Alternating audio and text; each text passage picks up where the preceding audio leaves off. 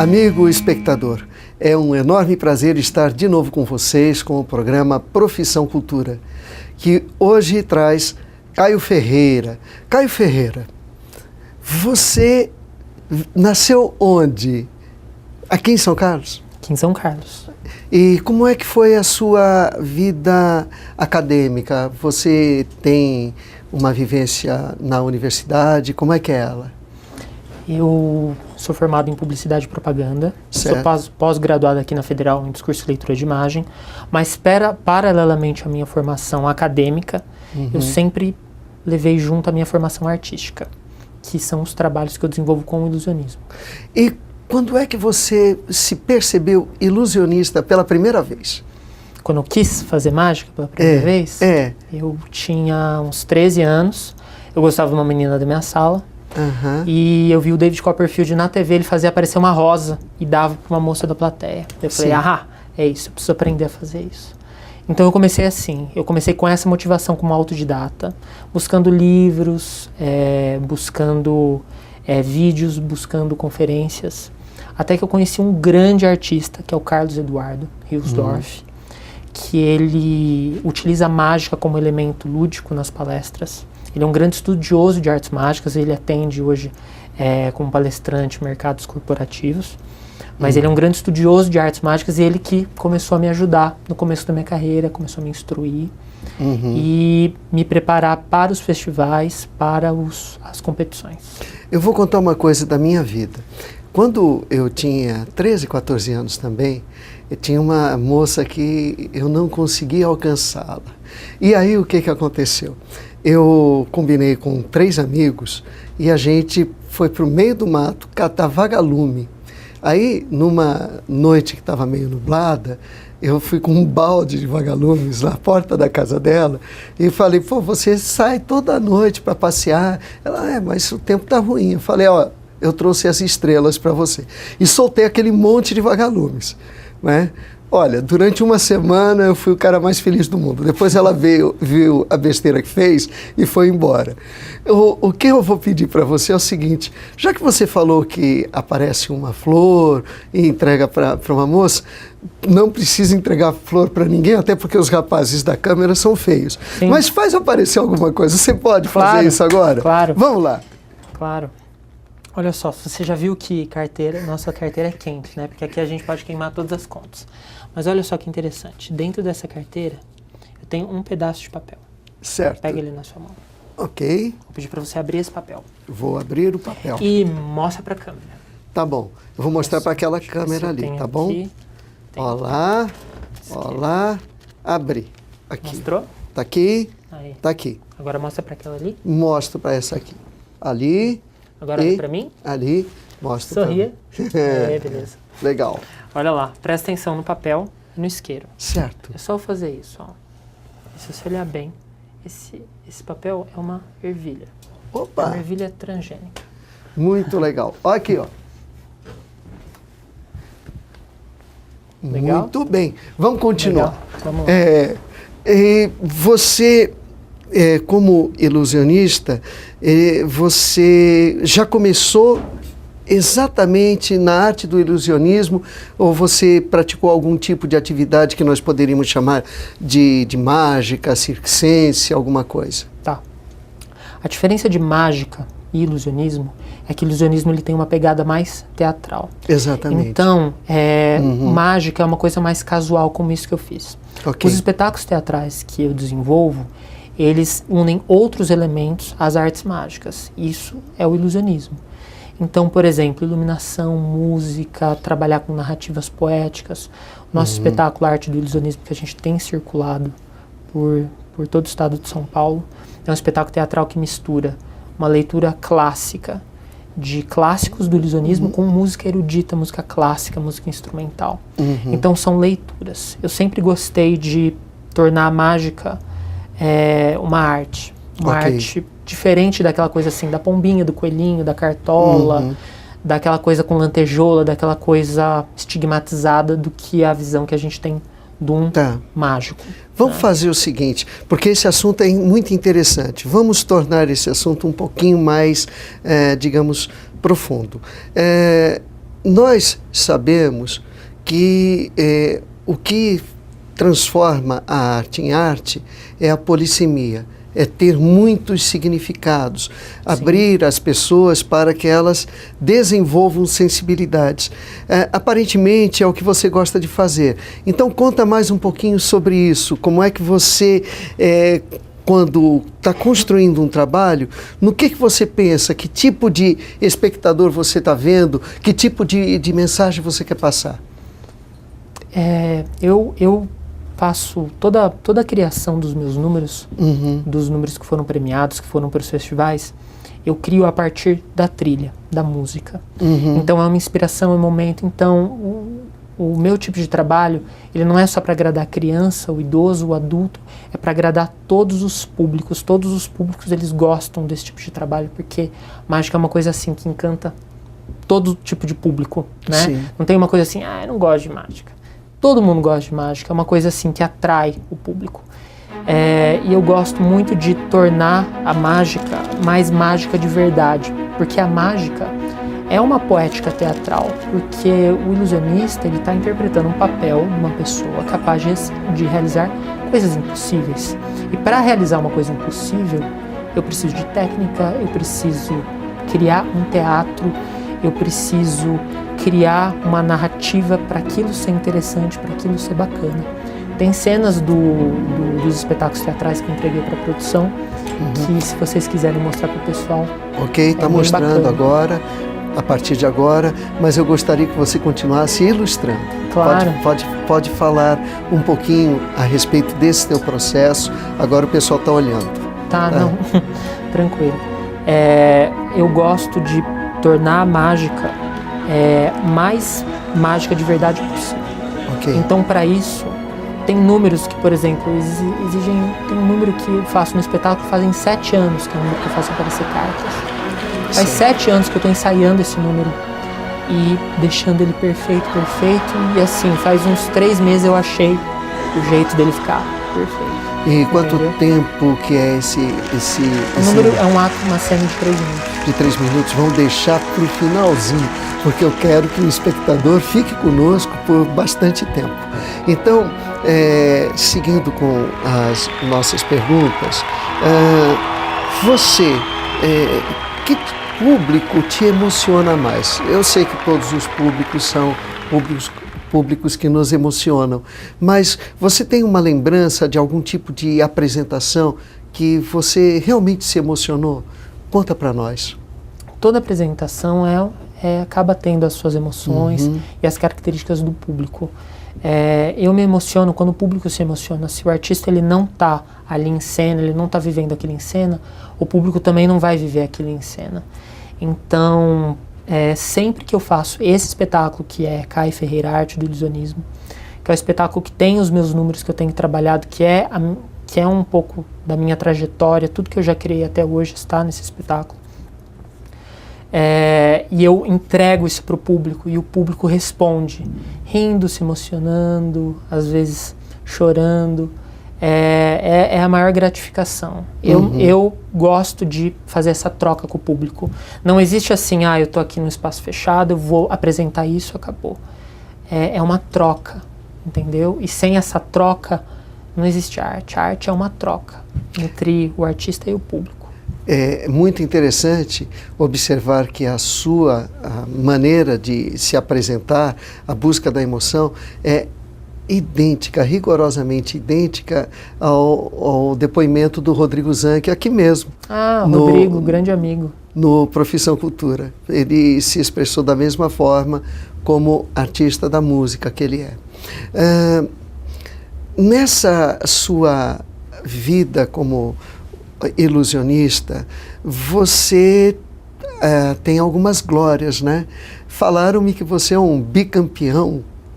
Conta essa história do bicampeonato sul-americano. Legal. Depois que eu terminei minha faculdade, eu me inscrevi no Magic in Rio, que é um festival, o maior festival de mágica que tem no Brasil, acontece no Rio de Janeiro. E eu me inscrevi em mágica teatral, eu ganhei primeiro lugar, fiquei muito feliz. E eu fui classificado para ir para o latino-americano, que foi no Peru naquele ano. Eu ganhei representando o Brasil, ganhei em primeiro lugar. E esse ano de novo eu fui para o latino-americano e eu ganhei de novo. Desse ano foi no Uruguai. O campeonato latino-americano, que é organizado pela FLASOMA, que é a Federação Latino-Americana de Sociedades Mágicas, é como se fosse a Copa América, tá? Se a gente for fazer um comparativo com o futebol. Acontece a cada 3 anos e reúne os maiores mágicos da América Latina, que eles estão lá no júri, e nós temos que apresentar um número. Tem várias categorias. A minha categoria é manipulação, que é aquele tipo de mágica que só envolve as habilidades manuais. Então não tem caixa, não tem aparelho, não é leitura de pensamento, não é entortar colher, é manipulação. É você fazer mágica só utilizando as suas mãos, sem nenhum equipamento. E eu criei uma leitura diferente de fazer manipulação, que é misturar música clássica, música erudita, com os movimentos manipulativos. Eu ganhei, fui muito aplaudido, apareceram novos convites. Eu fui para a Itália, agora em julho, fui o único representante brasileiro dentro da minha categoria, eu representei o Brasil. Foi muito legal. E assim, é sempre uma troca. Você vai encontrando outros artistas e você vai trocando conteúdos, você vai trocando experiências. E a coisa mais legal da competição é isso. É essa possibilidade de troca que você tem, de ouvir o feedback de outros artistas, outras pessoas que também trabalham continuamente na sua arte dentro daquele período de tempo. Ok. Nós temos ainda um minutinho antes do intervalo, então eu vou lhe perguntar uma coisa. Tá. Dos artistas brasileiros, se possível ou não, quais aqueles que você imagina o seguinte, ou você admira, tá, ou você se inspira um pouquinho? Tá. Tá, quais são? Eu tenho a referência nacional, é o Carlos Eduardo Riosdorff. Okay. Que foi um grande manipulador, aliás, é um grande artista. Referência internacional é o David Copperfield e um manipulador holandês chamado Fred Kaps, que ele foi tricampeão mundial de mágica dentro dessa categoria que eu gosto, que é a manipulação. Tá, o Fred Kaps é um que muito provavelmente você se inspira. É a impressão que me passa. Sim. Então tá legal. Nós vamos fazer o seguinte, nós vamos para um rápido intervalo. Olha, você não desapareça daí. Eu estou aqui com uma pessoa que faz as coisas desaparecerem, mas você não desaparece daqui. Nós voltamos daqui a pouquinho, depois do comercial. Já, tá bom? Estamos de volta com Profissão Cultura. Hoje com Caio Ferreira, ilusionista. Caio, você falou que os prêmios que você ganhou seriam equivalentes à Copa América ou Libertadores da América, algo por aí. Para mágica. Para mágica. E quando é que nós vamos ter a sua apresentação no Mundial? Eu fui no Mundial agora na Itália. Na Itália, tá. Em julho. Certo. Eu fiquei pontuado em 7º lugar. Certo. O Mundial dentro da minha categoria foi muito bom, foi uma experiência. Okay. Foi a primeira vez que eu fui. Vai ter o próximo agora, daqui 3 anos. Vai ser na Coreia, quem sabe. E há quantos anos você está na estrada? Olha, faz uns 40. É que eu comecei em outra vida. Ufa! Eu já estava preocupado aqui. Fazem mais ou menos uns 15 anos. Eu comecei bem menino. Bem molecão, bem menino. Legal. Eu estava falando, eu sou professor há 42 anos e agora me aposentei.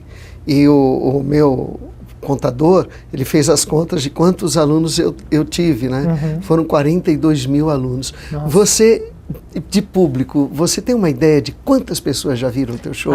Nunca calculei. Não tenho ideia. Então vamos fazer o seguinte, Oi, diga. É uma coisa para se pensar. É uma coisa para pensar. E que é legal. Muita gente. É legal. Eu tenho um show chamado Letras e Sons, 100 mil pessoas. E a gente fez uma grande comemoração. E de verdade, isso é até uma propaganda. Que legal. Então, contar eu acho que é legal. Mas vamos deixar de contar e vamos fazer mais alguma coisa. Claro. Ó, a câmera, esse rapaz simpático, pôs a câmera Olha aí, lá. Vamos ver. Olha lá. Pois, estou vendo também. Na servilha transgênica. Consegue ver bem? Ó. Eu vou colocar ela aqui, ó. E se eu faço isso, ó, lembra? Tá na sua mão, ó. Vai se multiplicando, vai se multiplicando. Agora nós temos 2. Opa. Vou pedir pra você estender a sua mão. Sorria. Oh. Aí.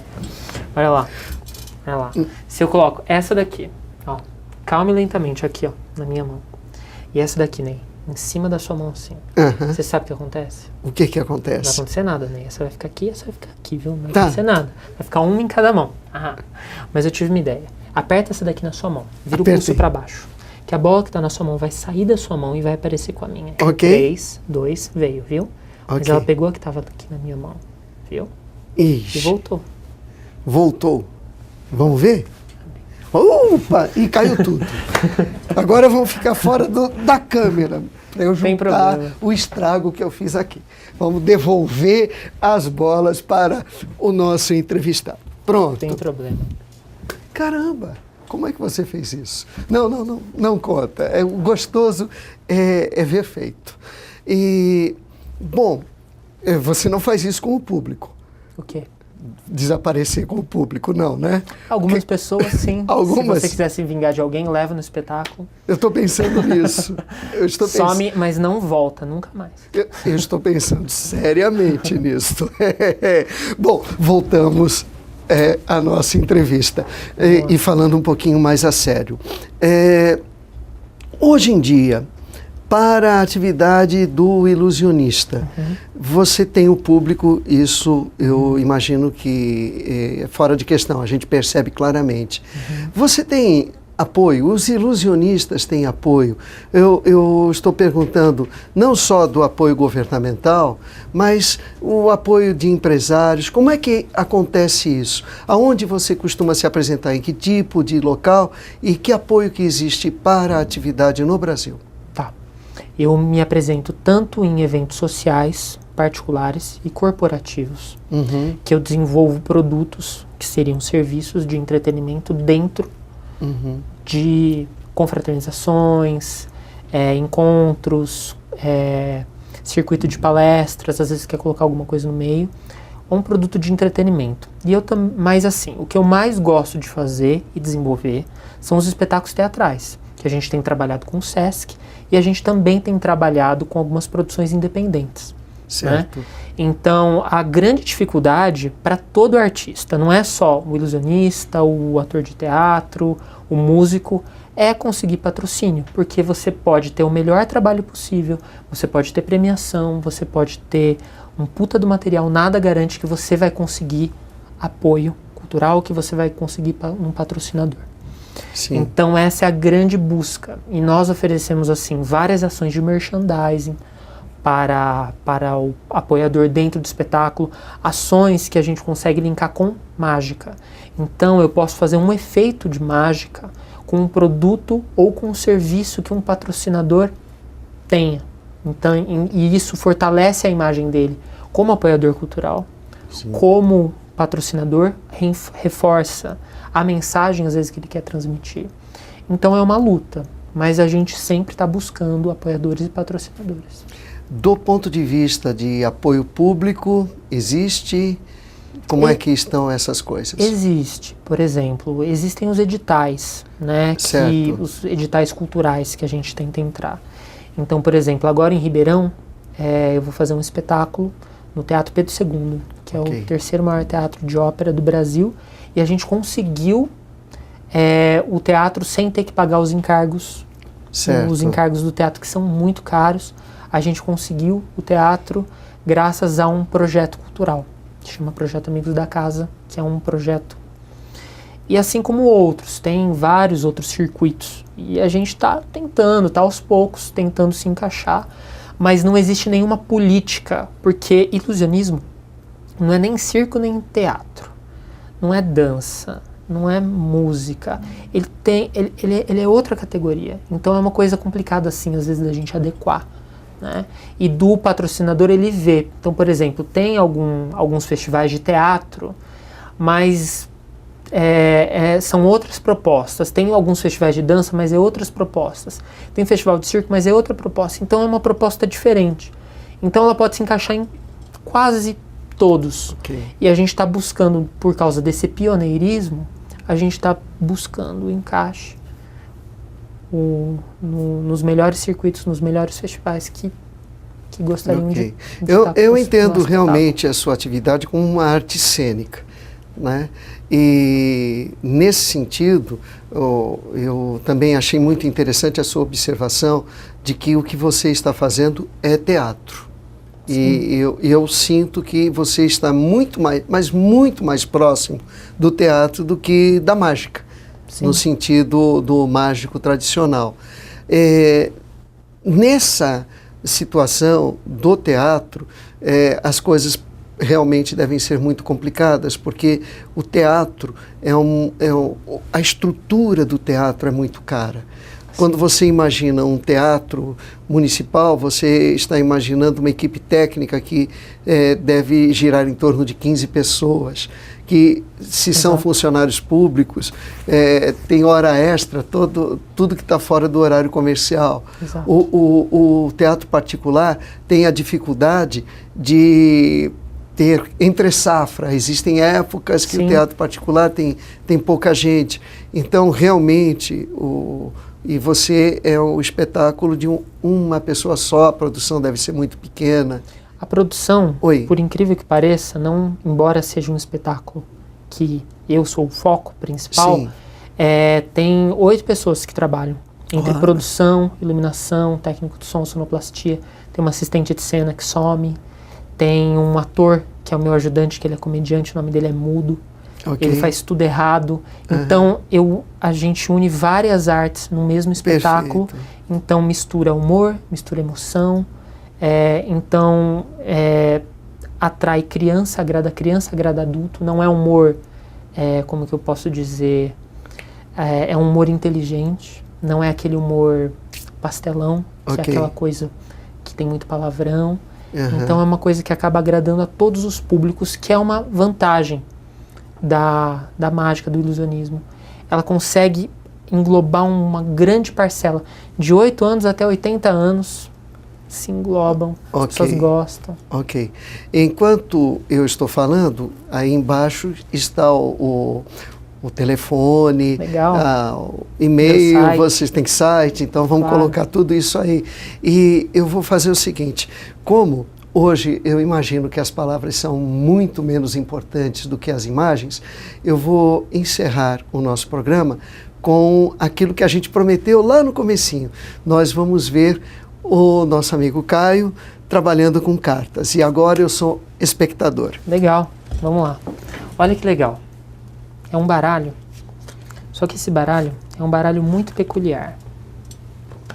Ó, se você for ver, você consegue ver aqui, ó, são cartas todas diferentes, ó, todas diferentes. Mas esse baralho aqui, se você for ver, ele é um baralho normal, só que nas laterais, ó, ele tem como se fosse um código de barra. Sim. É um código de barra, ó. Então são cartas todas diferentes e você pode ver, ó, que elas estão misturadas. E tem esse código de barras. A ideia é essa. Eu vou passar as cartas assim com o meu dedo. Eu vou pedir para você falar para eu parar, onde você quiser. Vai. Tá bom. Para. Aqui? Isso. Ok? Olha lá. Eu quero que você mentalize essa carta. Lembra bem dela. Não faz diferença. Tá? Lembra bem dela. Beleza? Lembra bem dela. Olha que legal. Esse baralho aqui, ó, esse código de barra. Se vocês pegarem bem, ó, vocês estão vendo o código de barra. Se eu pegar e embaralhar, olha só que legal. Eu vou embaralhar. Você vai vendo, se você olhar bem, que esse baralho, ele vai ficando organizado, organizado, organizado. Você consegue ver? Consigo, organizado, legal. Organizado, organizado. Tá bem organizado. Se eu embaralhar ele mais uma vez, olha só. Mais ou menos aqui. Se eu embaralhar ele de novo, olha que legal. Embaralhar ele mais uma vez. Você vai ver, ó, olha bem perto, ó, que ele vai ficando organizado, organizado. Vai ficando organizado, organizado. Se eu embaralhar mais uma vez, olha que coisa extraordinária. Embaralho mais uma vez. E você vai ver, ó, que mesmo as cartas estando todas entrelaçadas, ó, o baralho ele fica totalmente organizado. Ele fica tão organizado que as cartas, elas ficam em ordem. Olha só. Aqui, ó. As, 2, 3, 4, 5, 6, 7, 8, 9, 10, valete, dama, rei. As, 2, 3, 4, 5, 6, 7, 8, 9, 10, valete, dama, rei. As, 2, 3, 4, 5, 6, 7, 8, 9, 10, valete, dama, rei. as cartas ficam em ordem. Mas você escolheu uma carta. Qual que era a carta? Você lembra? Eu lembro. Qual que era? Era um 5 de copas. Um 5 de copas? Olha aqui.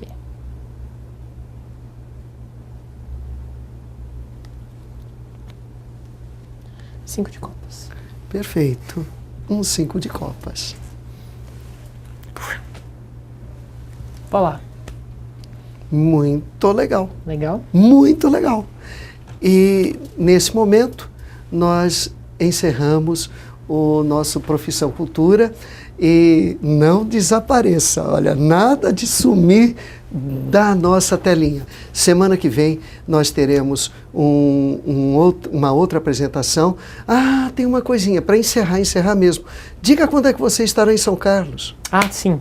A gente vai estar aqui em São Carlos agora em dezembro, no dia 17 e 18. 17 e 18 de dezembro no Teatro do Sesc, São Carlos. Ok, eu vou estar também, tá bom? Tá bom. Tchau.